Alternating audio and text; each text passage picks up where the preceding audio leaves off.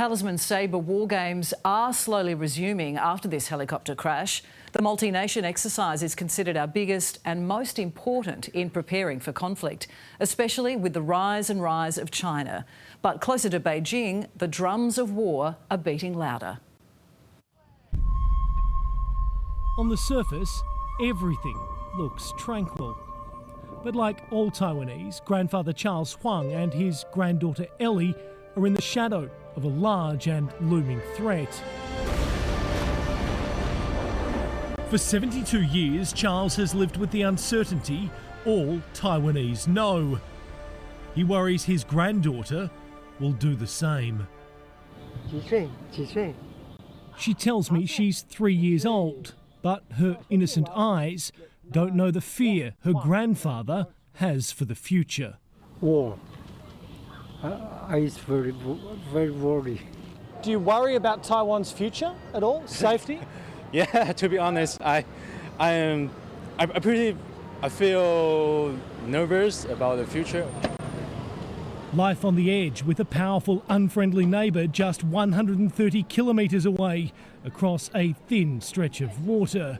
This island is home to 24 million, a vibrant culture and friendly people who offer a symbol of hope. At Taipei's wet market, 54-year-old Jinfa Wang tells me it's beautiful and safe, but believes Xi Jinping is a dictator.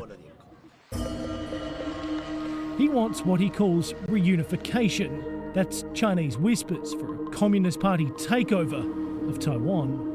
What do you think of Xi Jinping?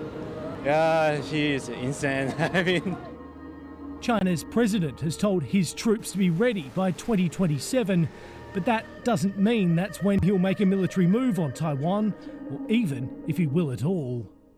China knows that if they were to take Taiwan, they're really taking on the United States. John Blaxland is Professor of International Security and Intelligence Studies at the Australian National University. That's World War III. I don't think that's likely. Over the last year, China has been ratcheting up military activity, war jets flying towards the island. This week, Taiwan flexed its own muscle, testing its own strength, training for a worst-case scenario. This is Taiwan's largest ever military exercise. All this week, Taiwan's military has been running with the slogan, "We are ready." And that's because all of this is designed to show one thing, that Taiwan's 170,000 military personnel can somehow protect this island's 24 million people from China and its armed services, 2 million strong. It tested airports coming under attack. There's been helicopters and firepower from the ground, tanks and artillery, all to protect life as they know it. In downtown Taipei, summers are hot, the kitchen's even hotter. There's a real sense from many of the Taiwanese people, the families, the business shop owners, about a national pride, a feeling of identity that is being built here. While there's obvious concern about what Xi Jinping might do from across the water in mainland China, there is a very real hope here in a place where the democratic movement is still young, that ultimately peace will prevail. Thousands fill the streets, many of them young people. The generation, many here say, is driving a shift. Young people have a sense of identity when it comes to the issues with mainland China, this woman tells me, and they're also listening to the likes of Freddie Lim. He's a rock star, grungy politician who has struck a chord with voters. What concerns do you have for the future, for your children, for yourself and for this island? We have fought so hard to make this a democratic country. I hope that I can protect them, we can make it better, we can make a better world for my children.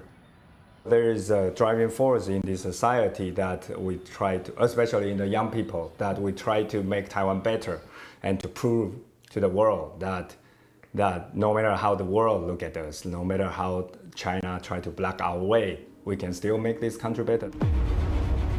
With China ramping up its military pressure, US President Joe Biden says this is a decisive decade for the world.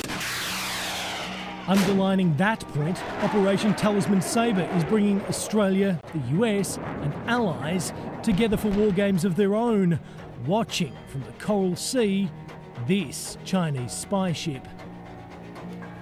These military exercises are about defending our sovereignty, but Taiwan is also front of mind for both Australia and the US.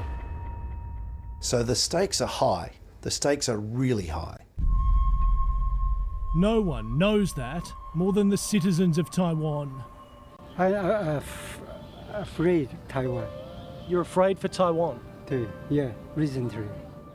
Charles has thought about fleeing to America, but stays for his family, in the hope the drums of war start beating a little softer and the troubled waters surrounding this island become a little calmer.